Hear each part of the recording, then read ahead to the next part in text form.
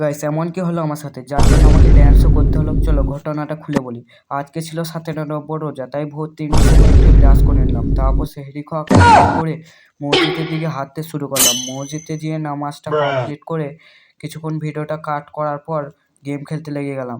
2 ঘন্টা পর তারপর বাড়িতে এসে মোবাইল দেখতে লেগে গেলাম। কিরণ শুনছিস, আজকে এদের মার্কেট করতে তো হবে। মায়ের কথা শুনে একটু ড্যান্স করে নিলাম। তারপর রেডি হয়ে টোটোতে চেপে গেলাম। তারপর টোটোতে চেপে মাঠের ভিউ দেখতে দেখতে বেরিয়ে পড়লাম। তারপর ভাবছিলাম কি জামা নেবো বাজারে যেয়ে, তাই মাথায় এলো বেশি ভেবে লাভ নাই, যা চোখে আসবে তাই নেবো। তারপর বাজারে যেয়ে ফেঁসে গেলাম এত ভিড়ে। তারপর এই জামা দুটো পছন্দ হলো, তার কিনে নিলাম। তারপর এই ঘড়িটাও পছন্দ হলো, এটাও কিনে নিলাম। তারপর বাড়ি চলে এলাম। তারপর বাড়িতে এসে তোমাদেরকে জামাগুলা দেখিয়ে আজকের মিনি ব্লগটা শেষ করলাম।